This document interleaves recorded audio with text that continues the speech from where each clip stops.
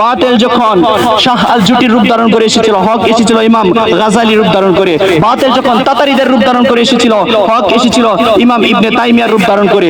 বাতিল যখন জামালউদ্দিন আকবরের রূপ ধারণ করে এসেছিল, হক এসেছিল মুহাদ্দিসে আলফে সানি রূপ ধারণ করে। বাতিল যখন ইংরেজদের রূপ ধারণ করে এসেছিল, হক এসেছিল শাহ আব্দুল আজিজ মুহাদ্দিসে দেলবি রহমাতুল্লাহ আলাইহির রূপ ধারণ করে। বাতিল যখন রাজা সিংহের রূপ ধারণ করে এসেছিল, হক এসেছিল ইমাম ইসমাইল রহমাতুল্লাহ আলাইহির রূপ ধারণ করে।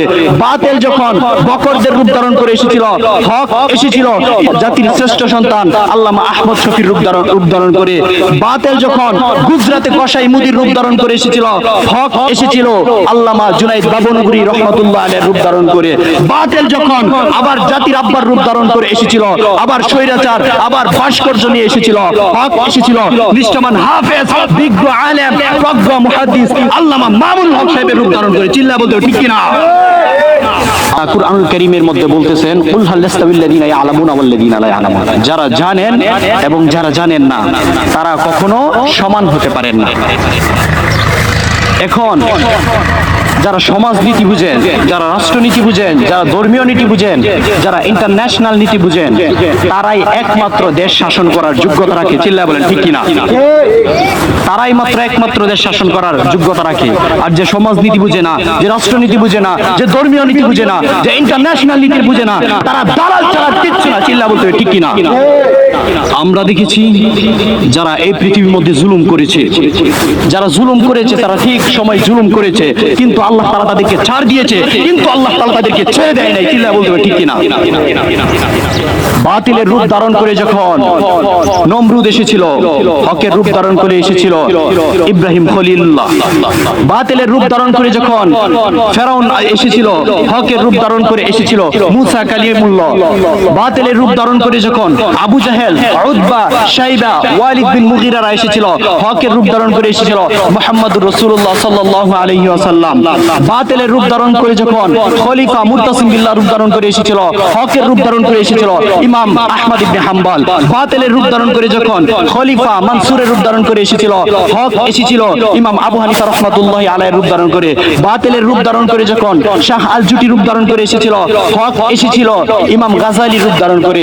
বাতিল যখন শাহ আল জুটির রূপ ধারণ করে এসেছিল, হক এসেছিল ইমাম গাজালি রূপ ধারণ করে। বাতিল যখন তাতারিদের রূপ ধারণ করে এসেছিল, হক এসেছিল ইমাম ইবনে তাইমিয়ার রূপ ধারণ করে। বাতিল যখন জামালউদ্দিন আকবরের রূপ ধারণ করে এসেছিল, হক এসেছিল মুহাদ্দিসে আলফে সানি রূপ ধারণ করে। বাতিল যখন ইংরেজদের রূপ ধারণ করে এসেছিল, হক এসেছিল শাহ আব্দুল আজিজ মুহাদ্দিসে দেলবি রহমাতুল্লাহ আলাইহির রূপ ধারণ করে। বাতিল যখন রাজা সিংহের রূপ ধারণ করে এসেছিল, হক এসেছিল ইমাম ইসমাইল রহমাতুল্লাহ আলাইহির রূপ ধারণ করে। বাতিল যখন বকরদের রূপ ধারণ করে এসেছিল, হক এসেছিল জাতির শ্রেষ্ঠ সন্তান আল্লামা আহমদ শফির রূপ ধারণ করে। বাতিল যখন গুজরাতে কসাই মুদির রূপ ধারণ করে এসেছিল, হক এসেছিল আল্লামা জুনাইদ বাবনগরী রহমাতুল্লাহ আলাইহির রূপ ধারণ করে। বাতিল যখন আবার জাতির আব্বার রূপ ধারণ করে এসেছিল, আবার স্বৈরাচার, আবার ভাস্কর্য নিয়ে এসেছিল, হক এসেছিল নিষ্ঠাবান হাফেজ, বিজ্ঞ আলেম, প্রজ্ঞ মুহাদ্দিস আল্লামা মামুন হক সাহেবের রূপ ধারণ করে। চিল্লা বলতে ঠিক কিনা? আমরা যেই দলই করি আমাদের সবসময় ঐক্যবদ্ধ থাকতে হবে। আমরা যেই দলই কেন না করি না কেন আমাদের সবসময় ঐক্যবদ্ধ থাকতে হবে।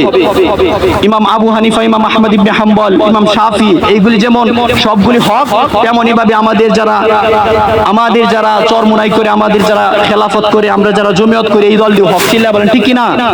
আমাদের এই দলটি করতে হবে। আমরা দেখেছি বিগত বছরগুলিতে আওয়ামী লীগ এসেছে, আমরা দেখেছি বিএনপি এসেছে, কিন্তু তারা মানুষের সাথে জুলুম আর অত্যাচার ছাড়া আর কিচ্ছু করে নাই। চিল্লা বলতে ঠিক কিনা? তারা মানুষের উপর জুলুম করেছে, অত্যাচার করেছে। এই কারণে মুসলমান শুনে রাখো, আজকে যদি আমরা নিজেরা যদি সংঘর্ষ করতে থাকি, আমরা যদি নিজেরা সংঘর্ষ করতে থাকি, তাহলে দেখবেন আবার আওয়ামী লীগ আসবে, আবার দানের শীষ আসবে, আমাদের কপাল পুরা ছাড়া আর কিচ্ছু হবে না, আমরা কিছু পাবো না, আমাদের ভাগ্য কখনোই পরিবর্তন হবে না। এই কারণে আমরা বলতে চাই, আমরা ৭২-এর সংবিধানে জীবনযাপন করবো না, ১৪০০ বছর আগে আগে মদিনায় মুনাওয়ারার সংবিধানে জীবনযাপন করবো। চিল্লা বলেন ঠিক কিনা? কারণ 30 লক্ষ হিন্দুর দ্বারা এই দেশ স্বাধীন হয় নাই, বরং 30 লক্ষ মুসলমানের দ্বারা এই দেশ স্বাধীন হয়েছে। যতদিন পর্যন্ত পূর্ব আকাশে সূর্য উদিত হবে, পশ্চিম আকাশে গিয়ে অস্ত যাবে, ততদিন পর্যন্ত আমাদের রাষ্ট্রধর্ম ইসলাম থাকবে ইনশাআল্লাহ। এই ইসলামকে নিবানোর শব্দ কারণে এই ইসলামকে নিভিয়ে দিতে চাইছিল ফেরাউন, এই ইসলামকে নিভিয়ে দিতে চাইছিল নমরুদ। আল্লাহ তোরা ইসলামের বাতি নিভিয়ে দিতে চাইবে, আমি আল্লাহ তাআলা তাদেরকে মাটির সাথে মিশিয়ে দিব। এই কারণে এখন যদি আরো কেউ ইসলামকে নিভিয়ে দিতে চায় তাহলে তারা নিভিয়ে দিতে চাইবে, আল্লাহ তাআলা ইসলামকে বাসায় দিবে। কিন্তু আল্লাহ তাআলা বাসাবে, কিন্তু আমাদের চেষ্টা করতে হবে না? যখন ইসলামের উপর কোনো জুলুম আসবে, যখন ইসলামের উপর কোনো বিপদ আসবে, তখন আমাদের মাথার পাগড়ি আর মাথায় রাখা যাবে না। আমাদের